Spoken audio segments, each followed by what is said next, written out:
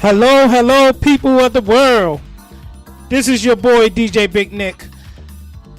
You are now listening to the Hammer Way Show, live on Mix Station Radio. If you want to call in, the number is 1-855-493-6499.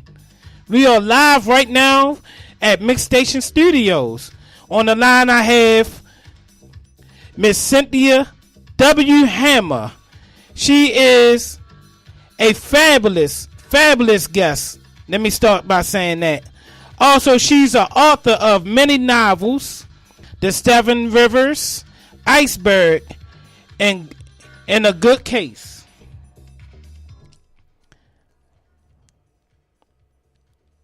Not only is she a writer, she's also a publicist, an editor, an actress, public speaker on bullying and other issues.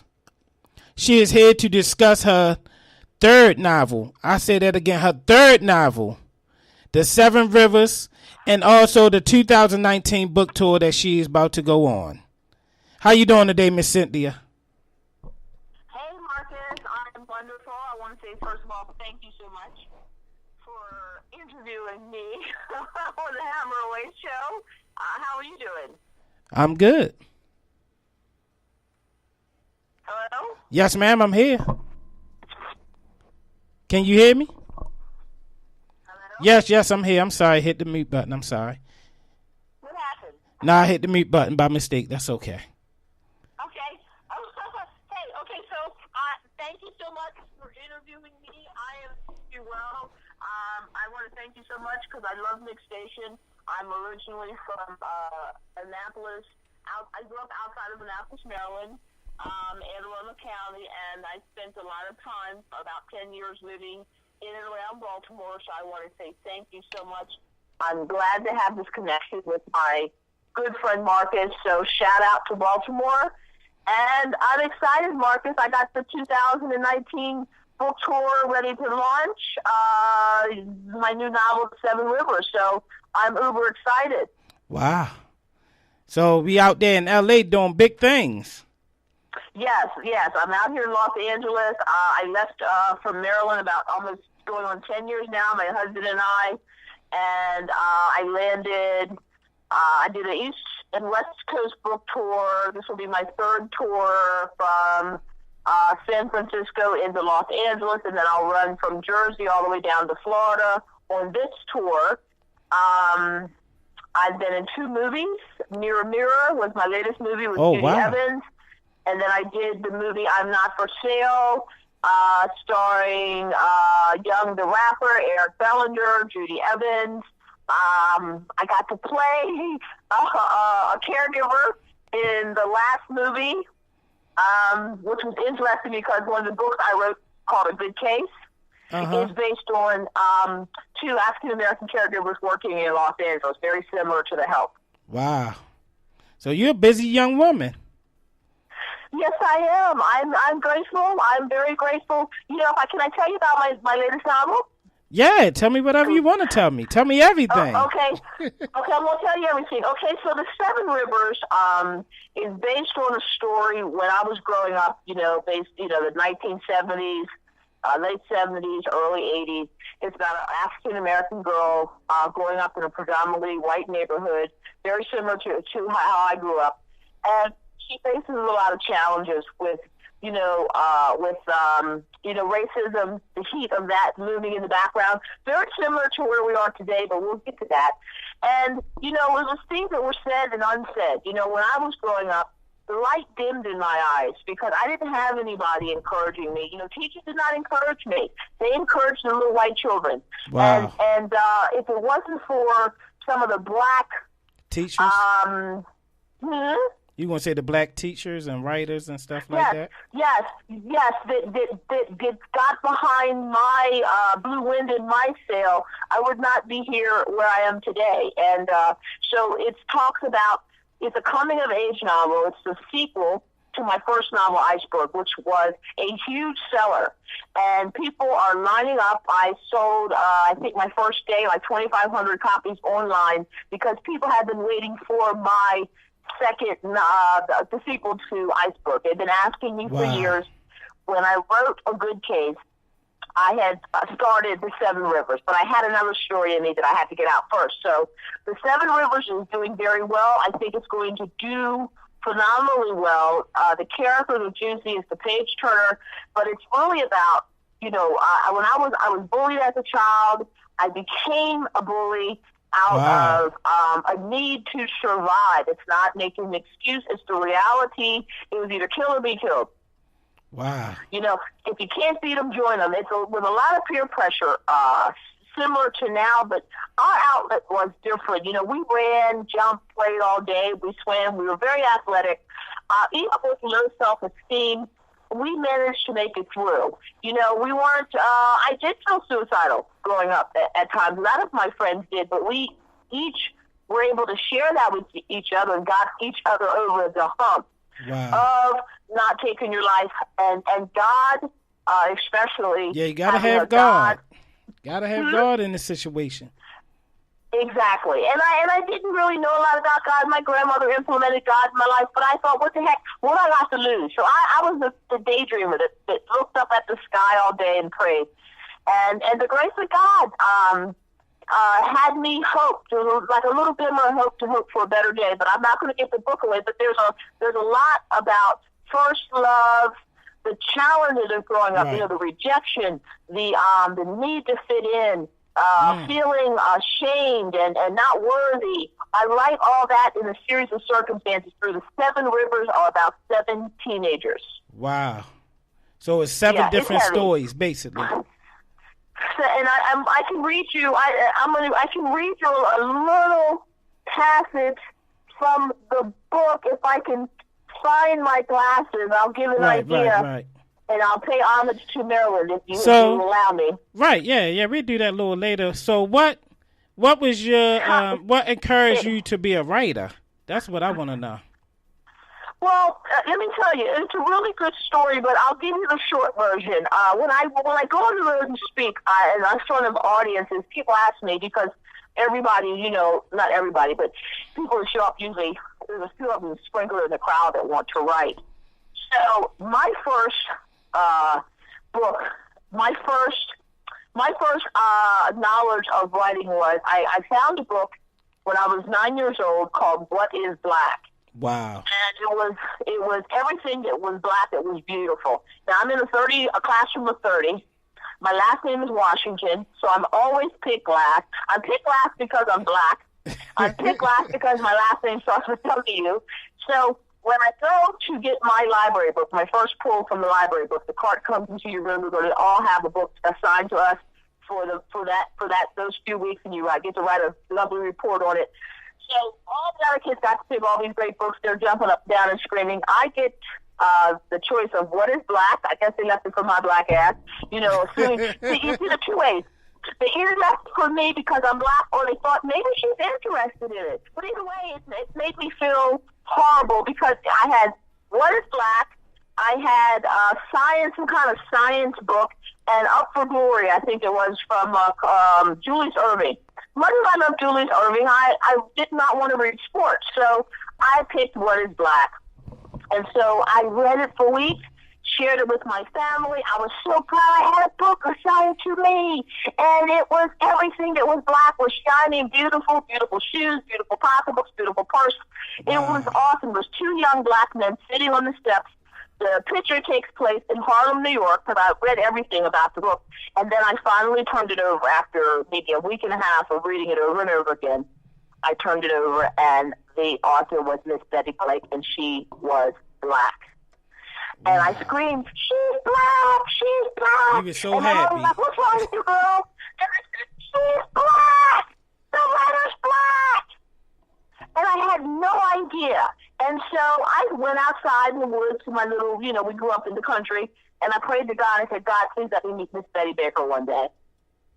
So lo and behold, I'm going to fast forward, and he told me what I'd see, where I'd meet her, and I got that I would meet her in North Carolina. Wow. And that I would meet her I see a picture of a split rail fence and a gravel road. So you fast forward, I start having, I start feeling the need to write, and I'm writing articles for the Gettysburg Times. I'm living in Pennsylvania at this time. So anyway, I tell my girlfriend, who's a hairstylist, we all share our secrets with, your barber, your hairdresser. Yeah. and I say, I think I need to write. And she says, well, it just so happened that a couple writers that I know, one's staying, two are in D.C., they're in the military, but they wrote some great books, and I'll give them a call. And there's also a lady that vacations in Martha's Vineyard, and she'll be coming back for the summer. She has a place in Gettysburg. And I said, well, can you make our appointments the same, And right. lo and behold, she makes an appointment. And at the time, I had this huge cleaning service on the East Coast. And it was kind of fading because I could feel something changing inside of me, but you got to make your hustle, So I give this lovely lady my card, and I said, I have a cleaning service, and I give her my card. She gives me her card. So about 2 weeks go by, and I get this phone call, and she asked me to come to her house. And I said, well, I'd like to talk to you about something.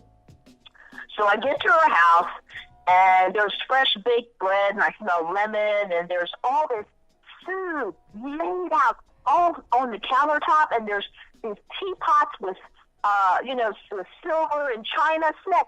And I said, wow, who else is she inviting? I'm just looking at her house. Who is she inviting? It was for me. Wow.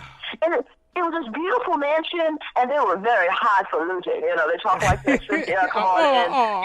And this cobblestone driveway. The drapes were beautiful. On the 8th hole in Gettysburg, and there was pictures of this man standing, a black man, who answered the door, standing in the foyer. There was pictures of him in the picture with like Bruce Springsteen, President Ford. I'm like, what the heck is going on? And so she shows me the house, and then, of course, I get the job, and we start talking, and I tell her about my idea. And she says, that's a book, Iceberg. You need to write about it. Okay, so fast forward, I schedule her for a cleaning.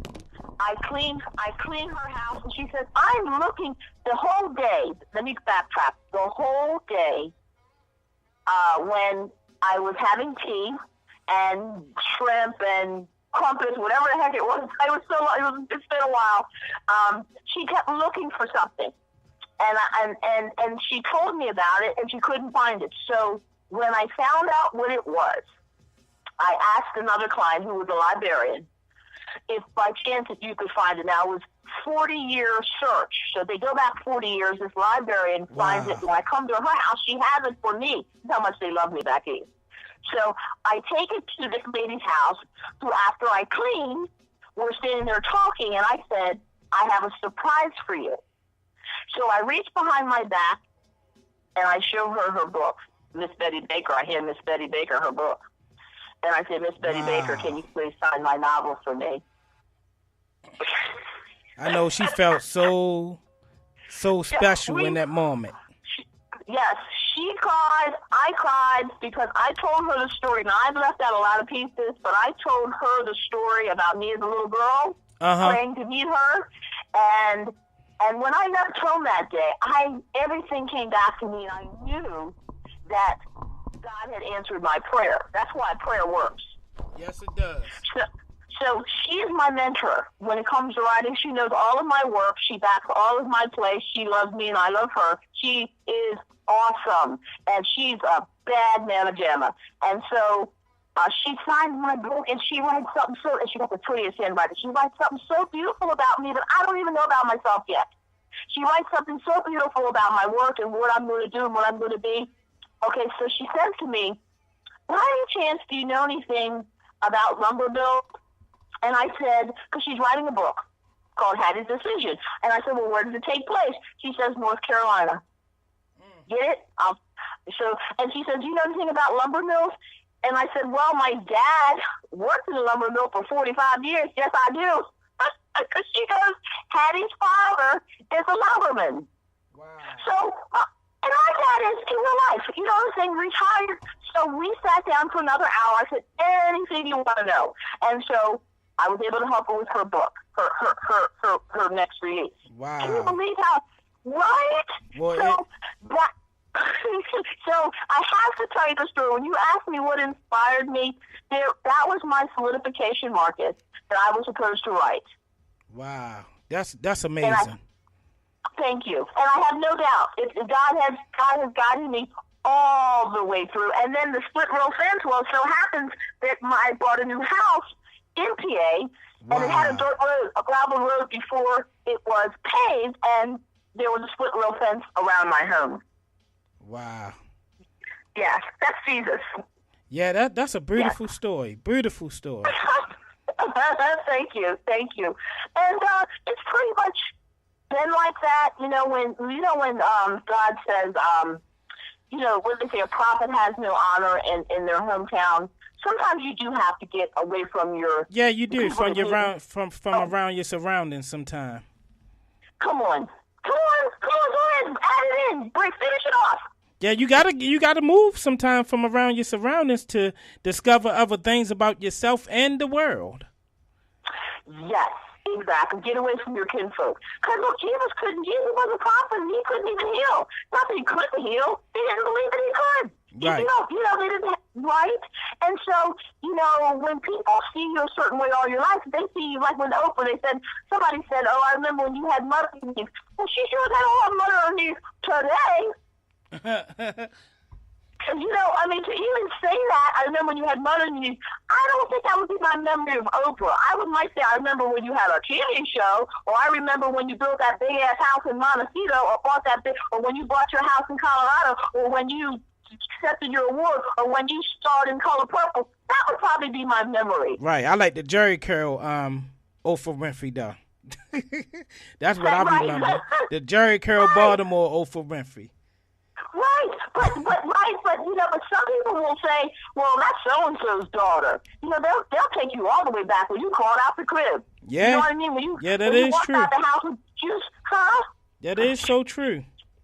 They do. Remember when I don't know about you, but when I was a kid, I used to drink my Kool-Aid and have juice around your mouth. Now, you know how you get that little juice stain? Like a mustache? Yep. Yeah. Well, no one has said this to me, but people, if they had the opportunity, they would say, I remember when you had a juice mustache. So don't tell me I have nothing about no Cynthia Hammer. I know her. No, you don't. That was 40 years ago. You don't know a person, but people only see you where they left you. Yep, you're right. You're absolutely right. Right. So that's why it's good to have confirmation. I tell her to this day, she knows what it meant because she knew I needed it. But I said, you have no idea what you did for me. But she did know. She says, when you get your first chapter, this is what I want you to do. But what she did for me the most that made me, I'm going to cry. She made me pop my collar. She said, when you get your manuscript, you and your husband get dressed up, and you go down to D.C., and you drive down Constitution Avenue, and you go in that Library of Congress, and you get your material copywritten. And she said, when you walk in there, you hold your head high. That's a good story. Yeah. And you know what? And you will remember them stories because that's when you remember the beginning. Ain't nothing like the beginning. Yes. And for a black person, see, black people, we don't, not all of us, but like the lady that will call us today, Rita, she gives me so much joy. She's so awesome. She's a strong woman and very respected out here in Los Angeles. But a lot of sisters don't cling to each other and give back. And in the church, they try to say to the ladies that are 20 or 30 years older than us, or 15, they try to say, stop looking at their short skirts. That was you want. We need the sisters to tell the younger sisters what the road is. You know what I mean? Yeah. Yeah. Nobody teaches nobody anymore. They just let people learn on their own. Exactly. So she knows what she did for me, but I don't know if she knows the magnitude. You know what I mean? Yeah. And, with this world today, it's like, I think the internet and cell phones really mess us up. Because nobody know how to hold a conversation anymore. Yes. Mm-hmm. It's very hard to get a conversation. It's hard to eat dinner and look somebody in the eye anymore. Yes. So. Yes, it really. Go ahead. I'm sorry, Marcus. Go ahead. No, you good. I'm listening to you. Well, you schooling me. What bothers me? when people say to me when I call them and they're younger, they say, hey, what's up? Hey, what's up? Miss Hammer, I'm not even asking you, Miss Hammer. Just call me Cynthia. Hey. And if I really told them when I started that, it would hurt their feelings. Yeah. Yeah, sometimes you got to get straight to the point, you know? Got to. So anyway, things are good. I'm blessed, and I'm going to read this passage because this is the Seven Rivers, and it's my latest novel, the sequel to Iceberg, and I'm going to read just a prologue. Okay, this is the prologue. There are several rivers that dump into Maryland's Chesapeake Bay: the Patuxent, Magazine, Susquehanna, Nanticoke, Choppetank, Potomac, South Potomac, Chester, and the Wye. This story takes place in River Sage, a small town outside of Annapolis along the Severn River. Just like these rivers, the young characters' lives flow upstream, and sometimes the debris that holds water back may also stifle them. The lives of the Seven at times compare to a river that has been clogged only emotionally with teen issues that back up the ebb and flow of their future. Maturity comes with age, and in life there are always wide mouths of the river's cross that can challenge you to either stay safe on shore or jump and take the risk of falling in and getting wet. In the late 70s, there were 7 adolescents whose lives emulated such waters.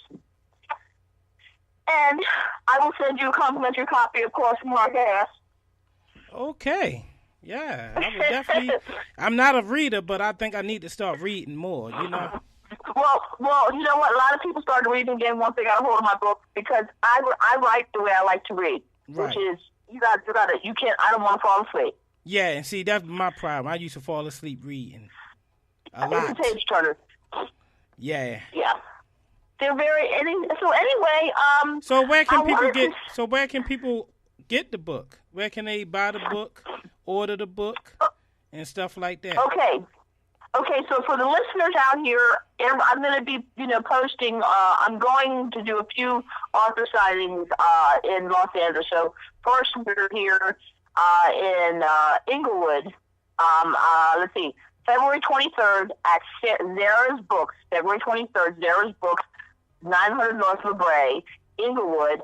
That's from 1 to 3 p.m. That's this month.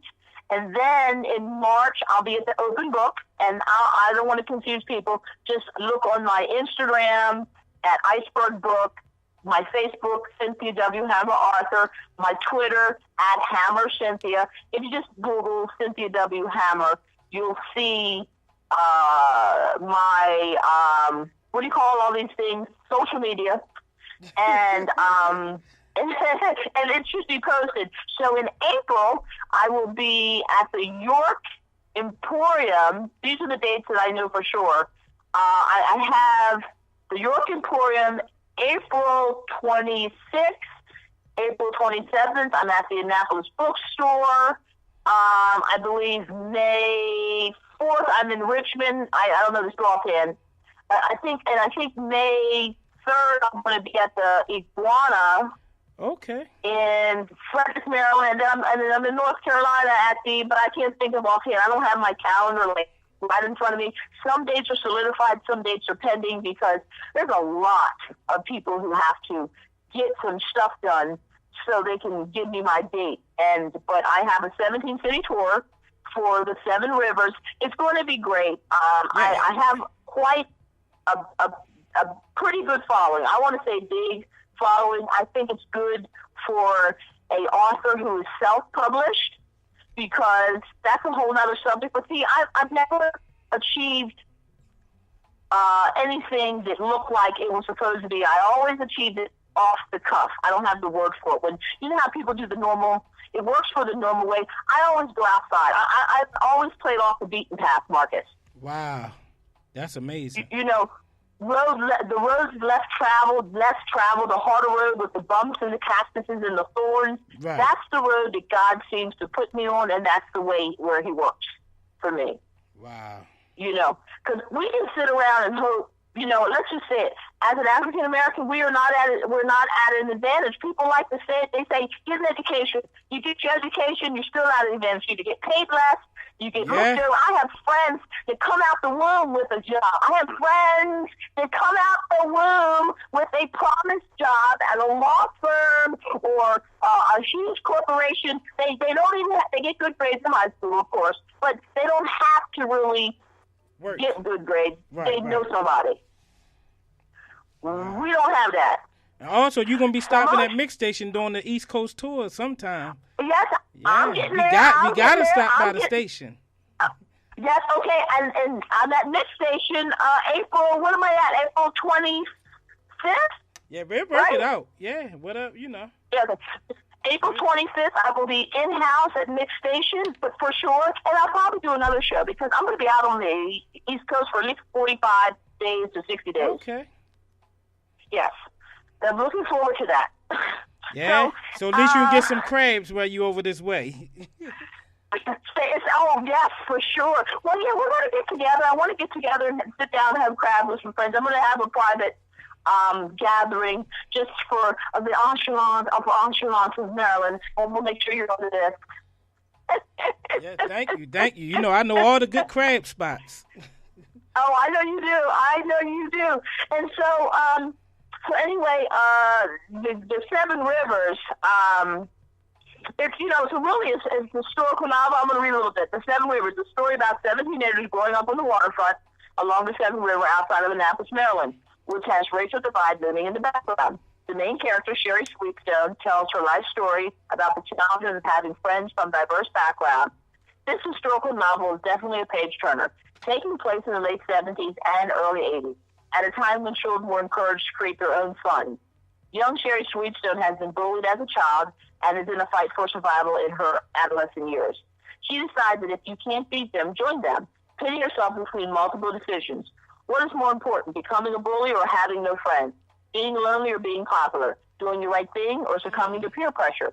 Listening to her gut or following the crowd? All is told in this fast-paced mystery adventure, The Seven Rivers. With its many twists and turns, is a coming-of-age novel for youth and young adults, and can be compared to The Sandlot and Stand By Me. Now, with that said, Marcus, I have had excuse me, some offers. Okay. Hmm? You said you had some offers. You put offers to make Seven Rivers into a movie before it has even hit the bookstores. I've had offers. I'm entertaining. I hear what people have to say. And Iceberg is being made into a script, and so is A Good Case. Now, you do get people that offer you a lot of things, but it has to be the right thing. I need to actually be like the real deal. I mean, you have to. So you have offers, which is exciting, and you're like, yes, finally, because it takes years. So I'm willing to wait 5 years, 10 years, 15 years in God's time, and it's going to happen when it happens. But I believe that the right deal will come along. But I'm glad it's getting a buzz. It does have a buzz in Hollywood. A lot of celebrities have my book. And you know what? I superseded more than I thought I ever would. But what happens is when you reach another goal, I always put another one out there. Yeah, that's a smart move. That's a smart move. You got to give God something to work with. Right? Yes, you do. I got applause on that Yes. So we're taking calls. If anybody wants to call in, this is where you come in. Is anybody want to call in? Yeah, anybody want to call in? The call-in number is 1-855-493-6499. That's 1-855-493-6499. Yeah, I love your voice. You have a great radio voice. I love it. So I've been taught by the best. Huh? I've been taught by some of the best. Well, we have quite a few people from Baltimore out here. We have Lester State is out here as an actor. Uh-huh. He's out here. We have Will Brooks. They love some Will Brooks in Baltimore. Yeah, I met Will. Yeah, we'll have to get him on your show. I don't know if he's been in the studio yet. No, he haven't, but I met him a little time ago. Yeah. And then, okay, so, it's one of those situations, I did the Hammer Away show, Marcus, also, because not only to talk about my work, but I always thought I we had do have a something. caller. We do have a caller. Hold on. Okay. All right. Caller, you on the Hello. line. Hi, this is Aretha Gray. Hi, Cynthia. Hi, Marcus. Hey, Rita. Hey, Rita. Hey, Rita. Can you hear Rita me? Gray is calling from Los Angeles. She is a actress, and she is, known for many, many movies, but the most recent, I believe, is The Cool Kid and Off Your Rockers with Betty White. So, thank you for calling my show today. Hi. Hi. How was your New Year? Oh, 2019 is going to be very, very good to me. Good, good. Look, we're talking about my novels, The Seven River, and we're talking about somebody that inspired me is an African-American lady named Miss Betty Baker. She inspired me. She wrote What is Black, and she was one of the first African-American women to have her books implemented in the 70s I as a heard curriculum your in the story. school system. It so inspired me. answered. It was so inspirational, and it just goes to show that God does work everything together for good. While you thought you were being the last, you were actually being made the head. Yes, yes. So I want to ask you to tell the audience who inspired you. You probably have many, but if you can recall that one nugget, that person that stood by you and said, "You can do it." I guess I would have to say it was my grandmother. Mm-hmm. My grandmother was my picture of what an unconditional loving God was, because my grandmother unconditionally loved me, stood by me, and was always on my side. She didn't always agree with me, so we did have our rough spots, but looking back, most of the time she was probably right, and I should have taken her advice.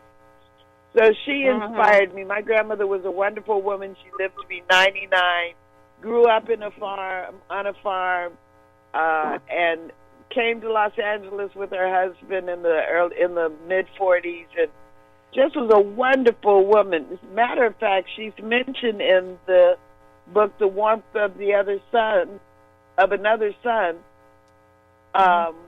because her and her husband used to take in young doctors that would come to Los Angeles. What? So, did you grow up here in Los Angeles? I was born in Los Angeles, and Wow. I was born I understand. When you were you have mixed neighborhoods, Say that again, just Rita? like you. So when the elementary school and the junior high school and even the high school I went to at the time, we were a minority. Wow. Yeah. It's pretty tough. See, when you look back on it, as I write, I look back on, I write through a series of circumstances. I never write through my perspective, because that can always change, and we are very one-sided when it comes to perspective. I write from circumstances as the truth as it actually happened, as an event, in a fictional manner, so that the reader can use their own perspective and grasp what is being said. Because everybody will hear something different or read something different. And I trust that God will sprinkle it down, that it works the way it's supposed to work. I never try to write in a way that sways. And I want to ask you this. What's driving me berserker while I turn the TV off and I read? After I write, then I might read 3 or 4 of my favorite writers, Ken Follett, Tom Clancy. I'm a Danielle Steele fan. But I usually don't read any novels while I'm writing. Actually, I zero. I don't do that at all. However, because I turn the TV off more often, I'm tired of these newscasters with their feelings hurt of something that the person in the White House says, and it seems so one-sided. Like, it really seems more like perspective than fact. It seems like somebody's got my arm voices behind my back and saying, say it, because this is how it is. You know what I mean? Say it so, you know what I'm saying? Like if I said, Lisa, you owe me 5 cents, you know, we're kids, give me my nickel, or say you're sorry. It's almost like they're trying to force us to see it a certain way. What's your thoughts? You know what? We've got a bad connection, and I only heard a part of what you said. Okay. When I watch, did you hear the part about my favorite authors? Yes. Okay. So I didn't hear the question. They're trying to force him to say things a certain way. And what was the question? Okay, so the question is, when I turn the TV off, because I do reading, I read a lot more now because of CNN and Fox. It seems like the newscasters or commentators their feelings are hurt about something. It seems more personable, and they're dealing from a place of their personality and perspective rather than bringing the news. So I use an example. It's almost like if we were kids and you owed me a nickel, or I wanted you to say I'm sorry. It feels like somebody's got my hand behind my back, forcing me to see it their way when I watch the news. Oh, absolutely. Absolutely. That when I grew up, the news was the news. It was reported. They just gave you the facts. Now everything is an opinion piece or entertainment news. So you kind of have to listen to 2 different stations to hear both sides and then come to your own conclusion, which is not what news is supposed to be. It's supposed to be, as Jack Webb used to say, the facts, ma'am, just the facts. Well, it's like showing me, like I see the color red. They show me how to spell red. They'll pronounce red. They'll show me crayons. They'll show me markers. They'll show me cards. It's like every time the next broadcaster comes on, they reiterate what was said in case you didn't get it, and then reiterate it with maybe another piece of trying to persuade me that it's this way. It's like, damn, they really painted on pretty thick. They paint their perspective on so thick that it's blatantly obvious. And are people that dumb or numb? I don't know, but I think that, like I said, you really have to investigate from several different angles if you want to know the truth about anything nowadays. Clearly, if you go, I have to admit, I stopped watching late night TV because it's so biased and no longer entertainment. That I watch good old-fashioned TV shows on the off stations during the news time because it's not news; it's opinion-based. Right, and when are we going to have a full attack? Well, I don't give a damn who's in the White House, and if you don't like it. When I turn on the night show, I don't get that late. I'm in bed by 8 or 9 now, but I don't want to hear a full attack on the presidency. I don't want to hear a full attack on anyone 24/7. Is that how you got on TV? Like, I think there's other stuff that I'd like to talk. I think there's other entertainment that I think would be more entertaining. So, well, that's just it. I don't want to hear an attack all day long and all night either. So I find myself turning off things that I've watched for years, and I mean literally for years, because they're no longer unbiased. They're attacked. They don't tell the whole story. I hate to say it, I'm forced to go to the internet to get news sometimes, simply because I can get 3 or 4 different opinions if I go to the internet. And again, I'm forced to draw my own conclusion. And sometimes, most of the time, it's not in agreement with what's coming across on mainstream media. Exactly. Some of us are still sane. And speaking of sane, now you're a really, really classy lady. You're a really nice person. And I know people take to me, I know it's God, because I'm like, Rita, she actually picks up my calls. She doesn't have to. Like, this lady's all over TV, and she picks up my calls. And I say, okay, God, I said, Cynthia, calm down. It's Jesus. It ain't you. You know, so I want to let the audience know that you did this awesome piece I don't know if it was last week or 2 weeks ago, you did a lovely interview on your career. You've had this fat career. Okay, so I shared about the mentoring of someone 10 to 20 years older, and you look great, by the way, because, black don't crack. So, but I want to say that, is it some women, because you showed me, you've given me a warm hand. You've reached out to me warmly, and I'm sure that you may not, I'm not saying you're not warm to everyone, but do you also know that some of these young ladies won't take advice? Is that why it's hard to get it to them? Or do you find that they do take to you and pay attention? Well, like you said earlier about mentorship, the young women need to be mentored. I'm very grateful that when I went to church, I wasn't a Christian growing up. I was a heathen, and when I was a heathen, I was a good heathen. So when I went into the church, I was that young woman in the short skirt. I remember going to Bible study in hot pants and a fur coat and thought that it was perfectly normal. So I needed to be mentored, and I went to a church where the motto was you should always be in a state of being mentored and mentoring somebody. If you've got one day more experience than the other person, you know something that they may need to know.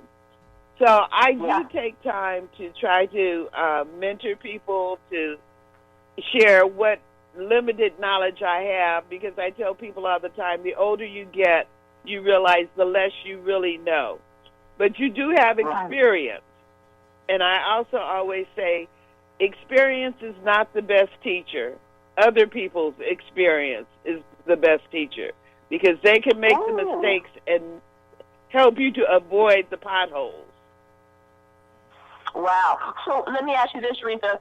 Have you had anyone ever not call you, like when I said on earlier, hey, what's up? Or hey, baby, hey, girl.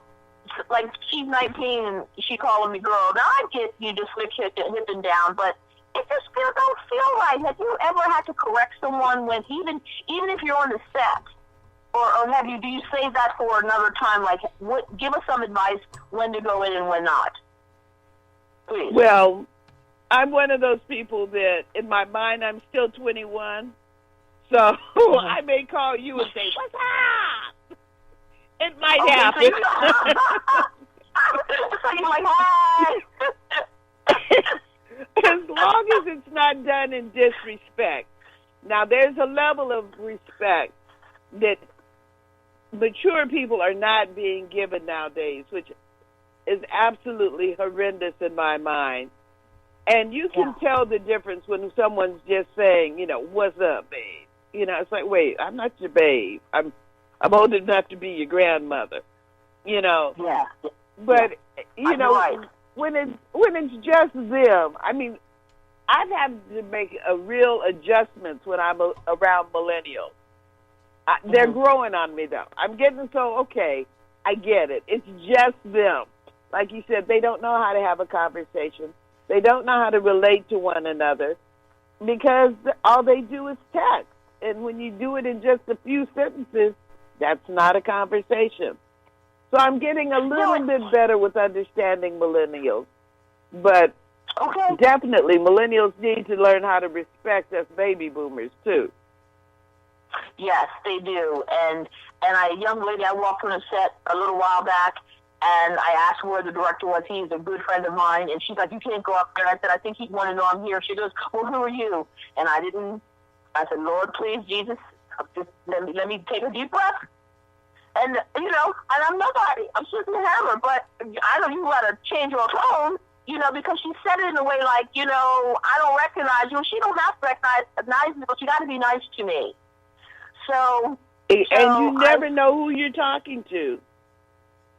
Right, and you never know where they're going to be 20 years from now or when you're going to need them.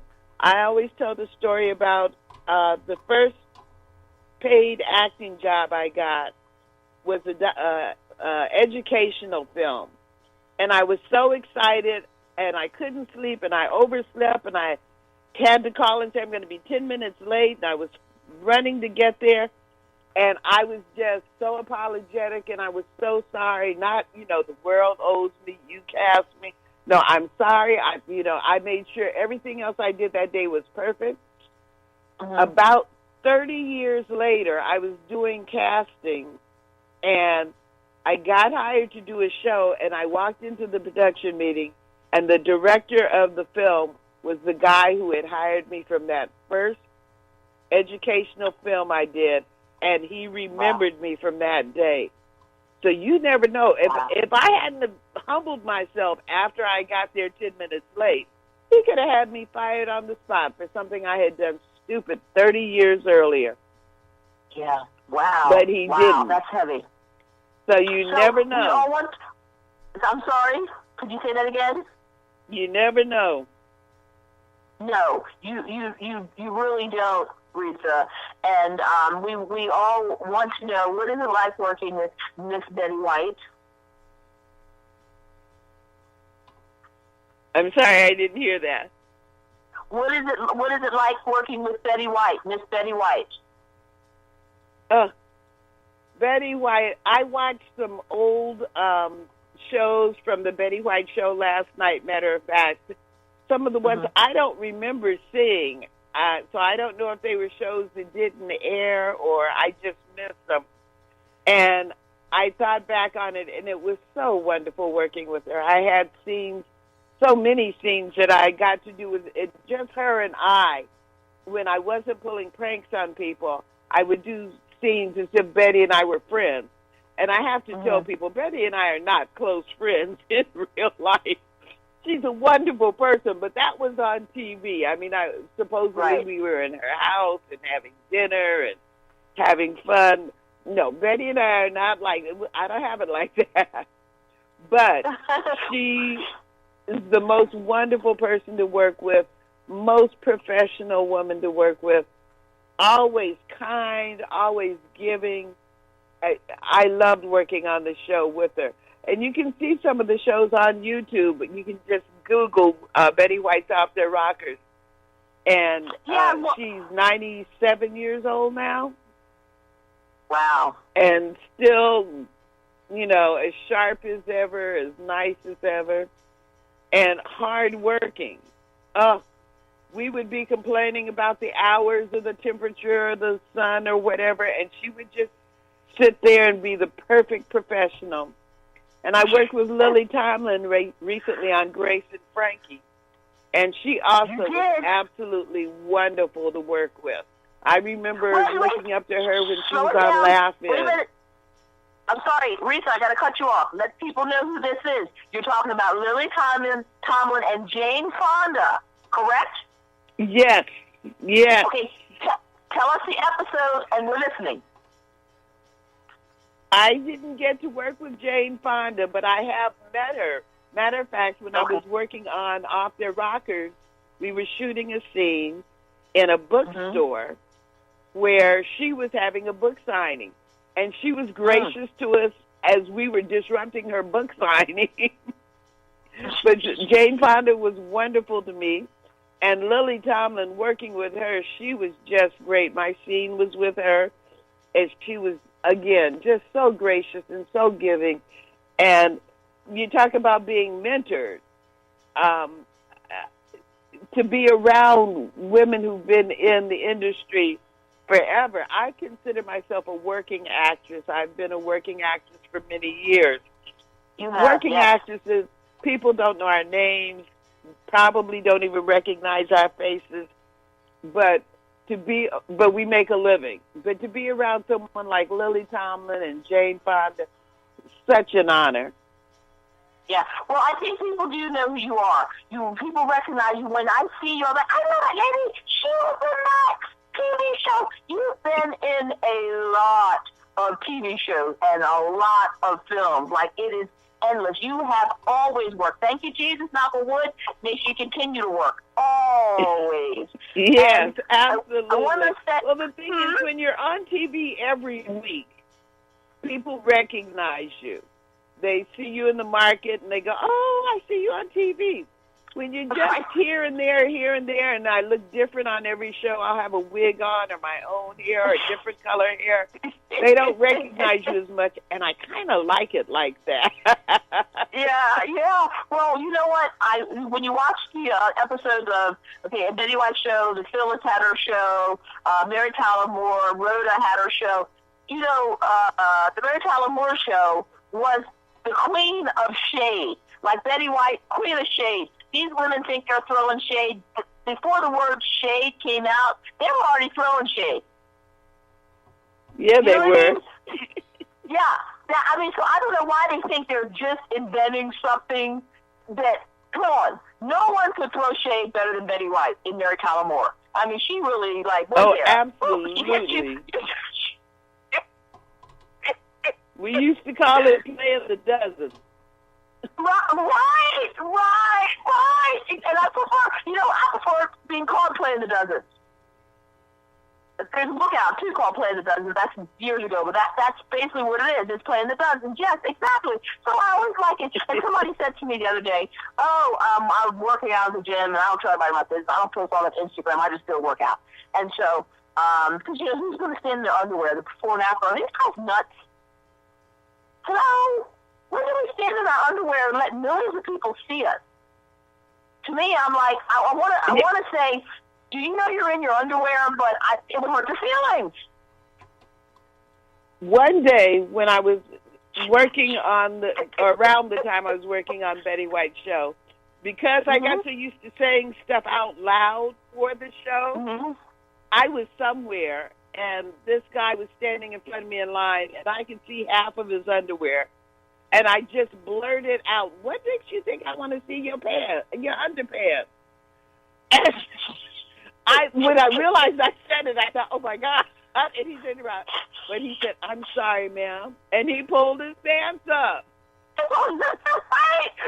Only need somebody to give him a hug. Hey, pull your pants up, button your shirt.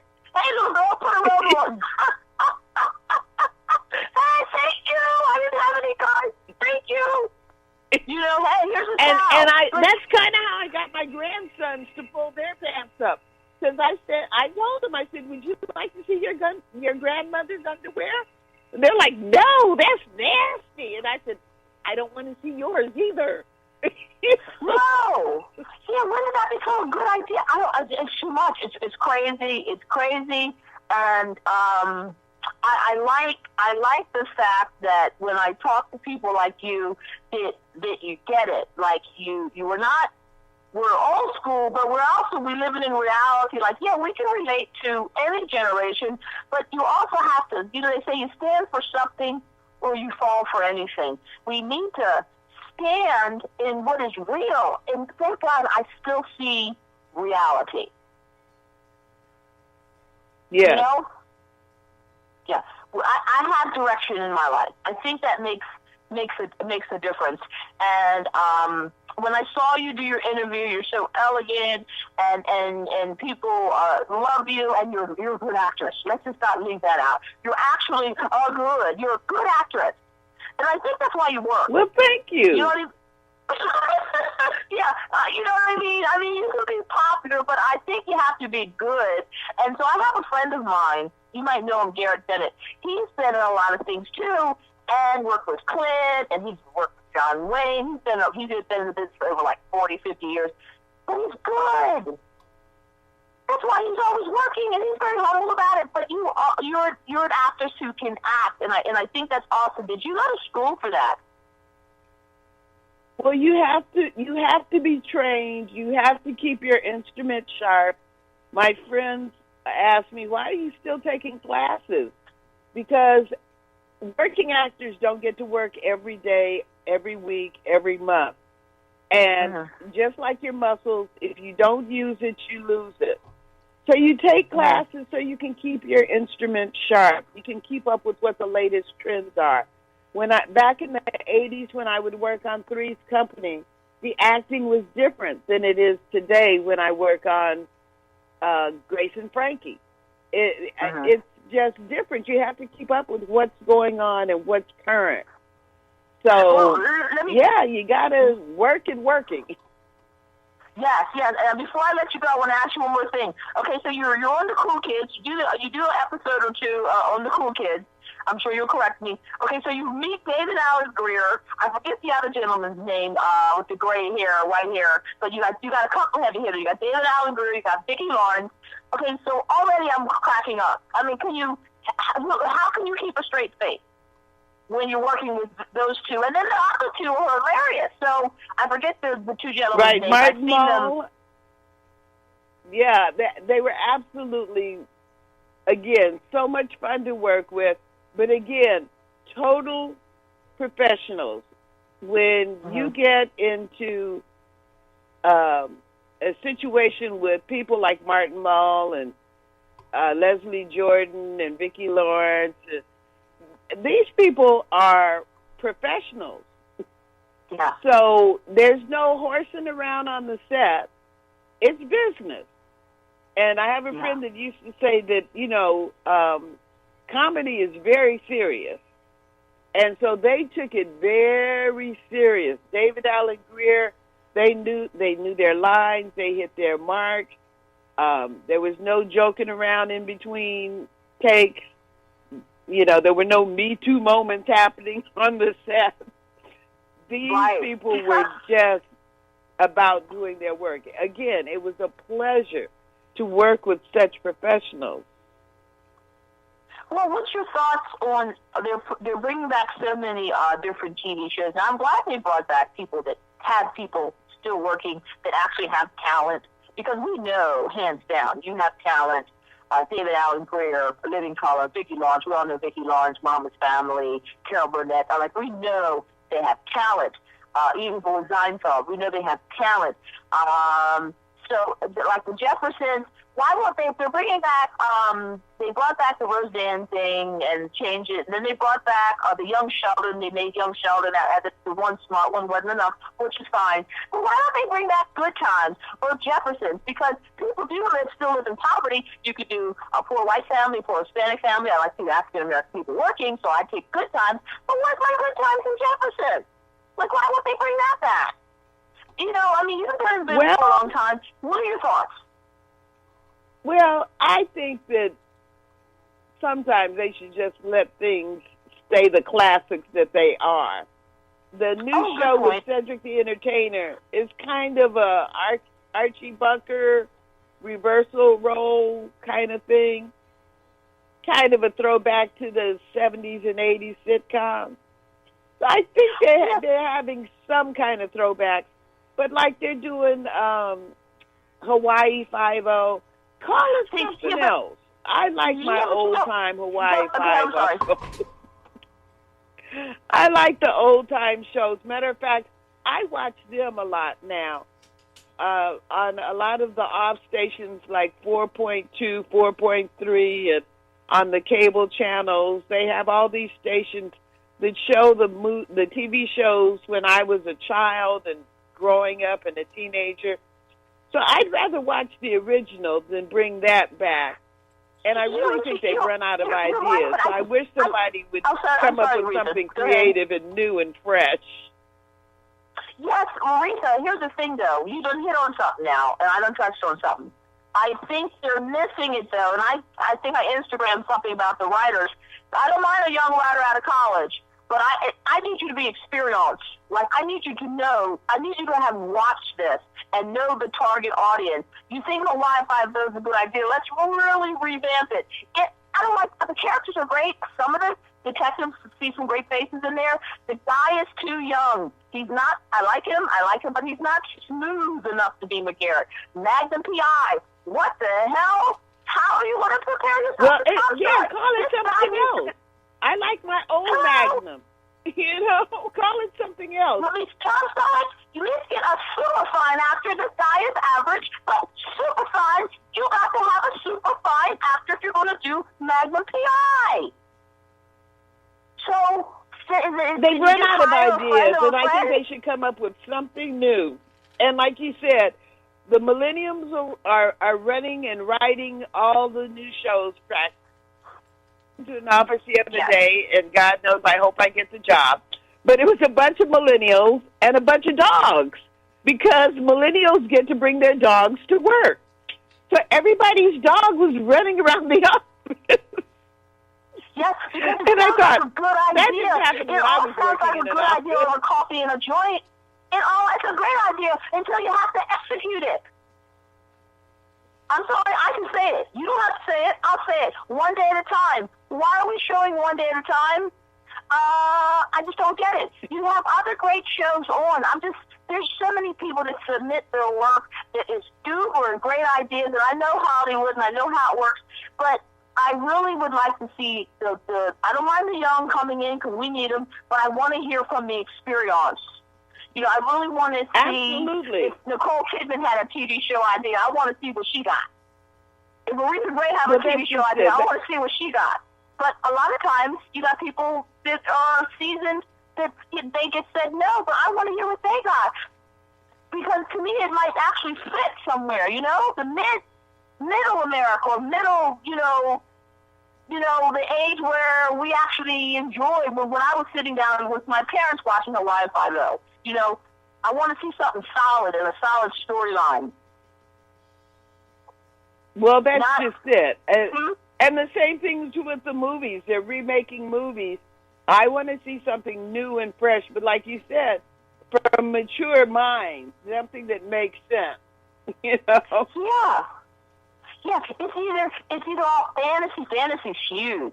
It's all fantasy. Oh, they did the Green Book. The Green Book was pretty good, except it was just told from the eyes of the driver, which word is that they never asked the family, but they cashed in on that. Now, I didn't see Green Book because I read about the biography of it, and maybe they make it sound like, why did the black man go down to the South? I don't want to get too far off the cuff, but why did he go down doing Jim Crow? Hello, he has a talent. He's trying to show the world that there's more to black people than cooking chitlins. But, you know, exactly. This is what my wife's friend said to me. I'm sorry, go ahead. No, that's exactly right. Yeah, but this is what white people come out of the movie theater and say to me, well, why did she picked a heck of a time to go down south during the Jim Crow era. Is that what you got? So, you know, well, this was the time that he was there. I didn't know about the Green Book until not too many years ago. Although like I said, my grandparents hosted black doctors that moved to Los Angeles because, believe it or not, in the 40s, there was segregation in Los Angeles. And you couldn't stay in every motel and every hotel. You had to stay on Central Avenue or on the east side. And my grandparents lived west of Western, and I had people tell me that I was lying, that I did not grow up west of Western. And it's like, yes, I did. And so the story was kind of true, and it was told through the driver's eyes. And I think probably it was from that perspective because the guy himself knew what to expect. That's why he was getting drunk every night, because he knew that this is what he was going to go through. But the white guy who had not been exposed to this was the one that was like, oh, my God, this really goes on. This is shocking. Exactly. And they should have taught us that in school about the Green Book. Now, I've heard about it before the movie came out. However, that's the kind of things they should teach us. But that's what we have to have a whole nother conversation. And in fact, when I finish the show, Reese, I'm going to call you because I have a project I want to talk to you about. But we can table the rest of this conversation because I want to go into something, but I don't want to, cause you and I can really go. And because you have such a plethora of information and a healthy perspective, but there's something I want to table, and we're going to talk about it in the next project that I want to talk to you about. So I'm going to wrap it up and say thank you very much for Aretha Gray from calling in. Aretha, where can we find you? I'm all over the internet as Retha Gray, ReaThaggrey. .com, .org, .info. Just Google Retha Gray. I will pop up. Okay. Thank you so much, lady. You have a wonderful day. Thank you for calling in to the Hammer Way Show. Okay, thanks for talking. Bye-bye. Bye. Welcome back to the Hammer Way Show. I'm your host, Cynthia W. Hammerin. Marcus is interviewing Ma. Hi, Marcus. Yes, I'm still here. Are you still there? Yes, I'm still here. I'm just collecting knowledge. Yes. I don't know. I might have had did we have another caller? Not right now. Okay. So anyway, we're gonna maybe wrap up in like 5 minutes. Is that okay with you? Because I know you have we have other live shows coming in. Yes, I do. But yes, you do. So anyway, what happens is what we were talking about, Marcus. If you want to add in, you are also a gentleman that owns a studio. Let's give Marcus his shout out. He's the CEO of his own radio station in Baltimore. That's huge, and your radio station's off the chain. I think it's the coolest thing. And it's decorated so cool. Did you pick the colors, first of all? Yes, I did. Okay, you have good taste. And plus, he's a badass DJ. Like, you can mix like nobody's business, and you have great taste in music because you know the 90s. So, who do these young guys from, we don't want to say, everybody thinks every black person comes from the street, every black kid, especially guy, comes from the street. But do these young guys come out of college, come out of high school, come in your station, you sit down, they get to know you, they get to play some music, they get to talk to you.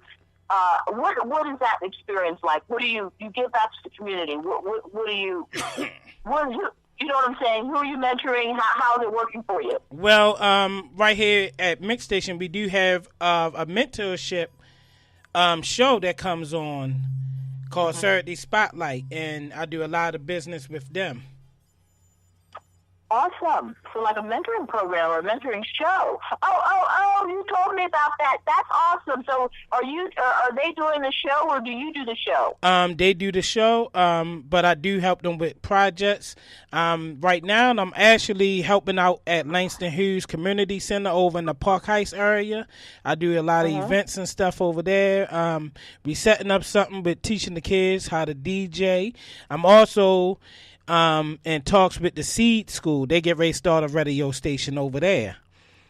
Oh, awesome. Awesome. And I'm setting up a radio station down on Monument Street, over East Baltimore. It's a place called over there, the Round of Intellectual Men. So we starting a youth program down there also with a radio station. So what I've been going around doing is setting up internet radio stations for the kids so they can learn how to do this stuff and, take their knowledge and keep them off the streets, Yes, you know what? That is awesome. They did that with Roscoe Chicken and Waffles, a gentleman who worked with Barry White, and he worked with... what's the guy saying, you're the greatest, my lady, that's very good. Who's the guy? Lou Ross. He's friends with all these cats, right? And he opened the, I can't remember the name of the station, but he has mentored kids, who are very talented and bringing them in so they learn the radio because they're not teaching us. Yeah, and, when I grew up, it was never a radio station or anything like that to really teach me. I kind of learned everything on my own, No, it was unattainable, and I just say it. And I have many, many friends from all races. Only one race, the human race, from all backgrounds. It was unattainable. It wasn't for us. Right. So. And if I look back at my life, and I'm thinking, damn, it wasn't for us. But let me tell you how good God is. He will take in your face someone who had all the opportunity and give you nothing but a crumb to work with. And if you work that crumb, you'll pass up the person who had all opportunities and did nothing with it. Yeah, I agree. Hello. I definitely agree with that. But it's hard, for these kids. They want to be on social media. So basically what I'm doing is taking what they want to do and teaching them what I know. So, yes. It guides them a little different. Like, if he do it, he from around my way, I can do it. Yes, it does. You have to see it. You know, you have to see it to believe that it can come to fruition. You know, we can dream, but it's best to be. You see it in front of you. That's what you get to imagine. You see the dope man, then you imagine that. You see a basketball player, you imagine that. You see a police officer, Absolutely. you imagine that. But enough of the damn video games, because that stuff ain't true. That's fantasy. So we don't want them sitting at home in the video game shooting up trash cans or shooting people, you know, in the video game. Right. Because we don't want that to be in their imagination. Yeah, well, because, you know, that was teaching them Fortnite and stuff like that. If I had a kid, I wouldn't let them play it. No. I said that in the 80s when they came out with the Xboxes, and my nephew knew how to play everything. I looked at it, I said, is that what the hell? Y'all jump over and roll in combat? I said, what the hell? That's all. What is that? Does it cost like what? $80 for a game? And he had every one of them. I'm thinking, wow, like, what is this about? And I said, in years to come, this doesn't only mess with your head, and in a child's development, as we know, is very important. And it was addictive. Those games were addictive, and it did what it was supposed to do. Look where we're at. I mean, but not all. There's always that people who push through because people don't give up. We don't give up. Or our kids, we don't give up on life. We don't give up on ourselves. We don't give up on our friends. You know what I mean? We push through. Yeah, I understand. Yeah. Yes. So anyway, everyone, thank you, Marcus, for my interview. Yes. Pick up a copy of. Well, I'll be in Maryland, April 27th at the Annapolis Bookstore. I will be in Mix Station Live April 25th. Right? What time is the show? What time are we doing the show? Probably 5? evening time. Yeah, probably 5-ish. 5 o'clock, but we'll put it out. We'll blast it out. Pick up a copy of my new novel, The Seven Rivers. Look for me at the 2019 book tour, The Seven Rivers. Cynthia W. Hammer, Facebook, Twitter, Instagram. Mix Station Radio, Fridays, Saturday, Sunday, Mondays, every day of the week. 24 Download hours. the app. Well, it's every Friday, right? No, it's no schedule, so it's on when it's on. 24 exactly. hours. 7 days a week. All that you got to do is go to the app and hit play. You control the mix.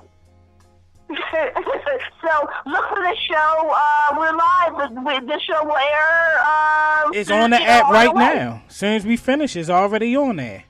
So all thing they got to do is download the app and hit play. This is the genius brother. He's also the IT man. He's very smart. You're very smart, Marcus. Hey, we're going to have some good events. I want to do a couple events with you when I'm out on the East Coast, but we'll talk about that, like with Aretha. Yeah, we'll work it out. We'll work it out. Huh? We will work it out. Yes, we'll work it out. And so I will talk to you soon. And thank you so much, brother, and everyone. Thank you so much. Thank you for tuning in today to the Hammer Way Show. And remember to keep God first. Play us out, Frankie Knuckles. I got you.